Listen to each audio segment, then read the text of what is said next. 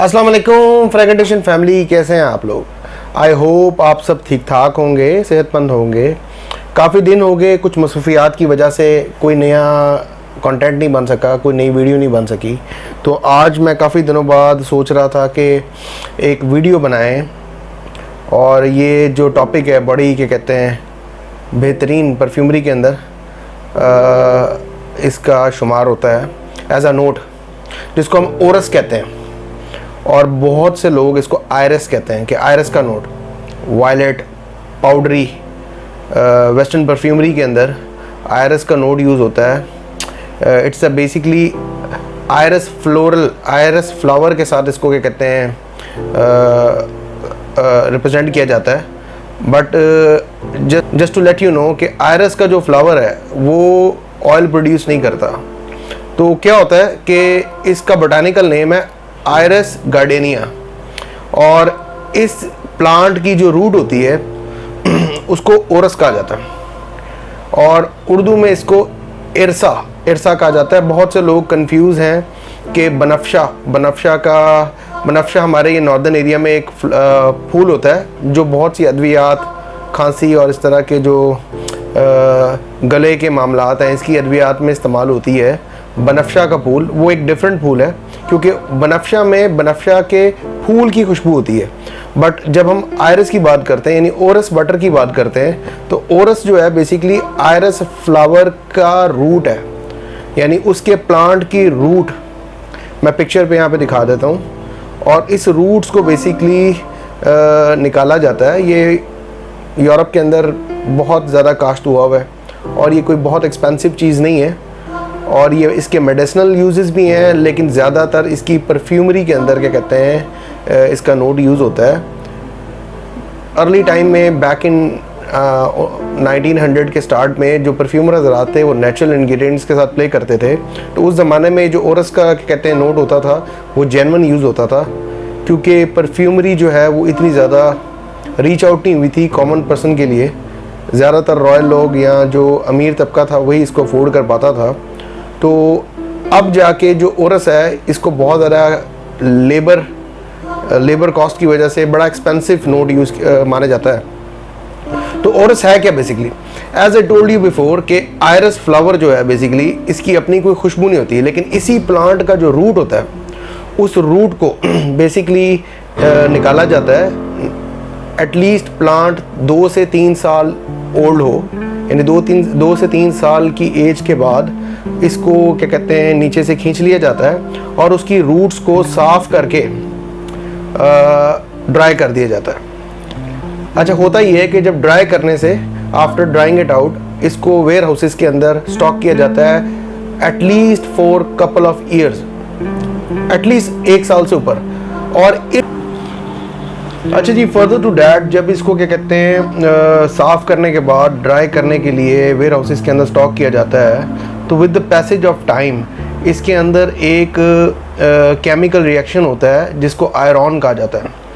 ORS हमेशा तभी valuable होगा जब इसके अंदर आयरन का कंटेंट बढ़ेगा, जो टाइम के साथ, यानी जब आप रूट्स को निकालते हैं, निकालने के बाद साफ़ करते हैं, और साफ़ करने के बाद उसको क्या कहते हैं स्टोर कर देते हैं इन एजिंग, यानी उसको एज करने के लिए उसके अंदर आयरन की जो कैपेसिटी है वो बढ़ती है, जो कि अबाउट 1% to 3% होती है। And iron is the one जिसकी वजह से ओरस के अंदर जो अरोमा है वो इन्हांस होता है, यानी जो खुशबू ओरस की आती है it's most probably due to irones. और क्या कहते हैं उसकी वजह वो उसकी रीज़न ये है कि इसको एज किया जाता है, इसको रखा जाता है for the longer period of time. It could be 1 year, 2 year और 3 years। अच्छा, ओरस बटर का जो ऑयल है बेसिकली एक्सट्रैक्शन जो है इसका प्रोसीजर जो है डिफरेंट है as compare to normal extraction. और आई बिलीव इसको क्या कहते हैं स्टीम डिस्टिल किया जाता है, लेकिन स्टीम डिस्टिल करने के बाद यानी फर्स्ट डिस्टिलेशन के बाद इसका जो ऑयल है इमीडिएटली बटर फॉर्म के अंदर ट्रांसफॉर्म हो जाता है, यानी चेंज हो जाता है। और बटर फॉर्म से फिर इसको दोबारा CO2 एक्सट्रैक्शन की जाती है, यानी एक और प्रोसीजर से गुजारा जाता है in order to get oil out of it. यानी फर्स्ट डिस्टिलेशन, यानी इसके रूट को जब आप डिस्टिल करते हैं तो उसके अंदर से बेसिकली एक बटर सा निकलता है, ऑरस बटर उसे कहा जाता है, जो कि बड़ा एक्सपेंसिव है।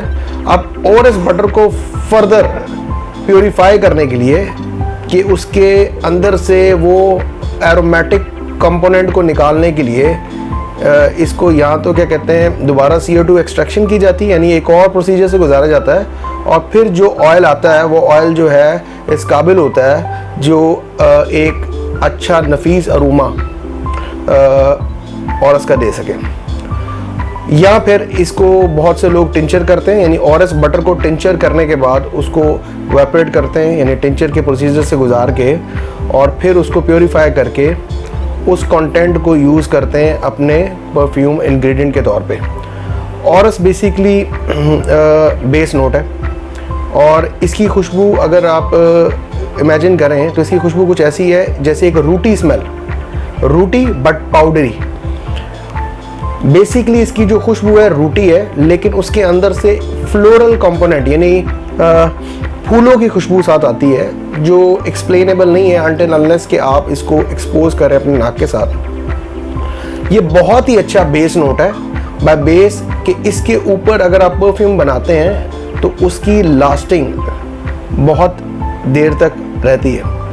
वेस्टर्न परफ्यूमरी के अंदर आपको बहुत से क्या कहते हैं आयरस या वायलेट नोट मिलते होंगे, और वायलेट नोट या आयरस नोट जो है बेसिकली पाउडरी सा नोट होता है, यानी एक पाउडरी स्मेल जो जिसे आप कहेंगे, और वो बेसिकली डिपिक्ट किया होता है ओरस को। But when it comes to natural orris और ओरस बटर, ये इंटायरली डिफरेंट गेम है, और ये बहुत ज़्यादा रूटी, पाउडरी और फ्लोरल स्मेल है, और बड़ी ओवरपावरिंग स्मेल है when it comes to a blend. तो फर्दर टू दैट आज के दिनों में ओरस का नोट जो है या ओरस कॉन्सेंट्रेट या ओरस बटर जो है, it's one of expensive aromatic in natural perfume industry.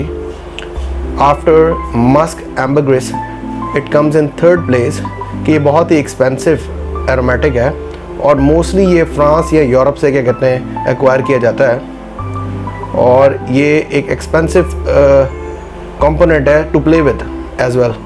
कुछ हाउसेस लाइक इंसारूद या इस तरह के जो नेचुरल हाउसेस हैं वो इसके साथ प्ले करते हैं, और इसको क्या कहते हैं अपने perfume as a perfume ingredient use करते हैं। लेकिन वेस्टर्न परफ्यूमरी के अंदर अब ऑरस का जो नोट है वो आपको नहीं मिलता, उसकी जगह सिंथेटिक जो वायलेट नोट है उसको इस्तेमाल किया जाता है। आई होप ये छोटी सी वीडियो जो है आपके लिए इन्फॉर्मेटिव होगी, और इंशाल्लाह अब रूटीन में दोबारा हम वीडियोस को लेके आएंगे ताकि आपके और मेरे इल्म में इजाफ़ा हो। अगर आपको ये वीडियो पसंद आई हो तो इसको लाइक कर दें, चैनल को सब्सक्राइब कर दें। तो इंशाल्लाह मिलते हैं अगली वीडियो में। जज़ाकल्लाह खैर। अस्सलाम वालेकुम।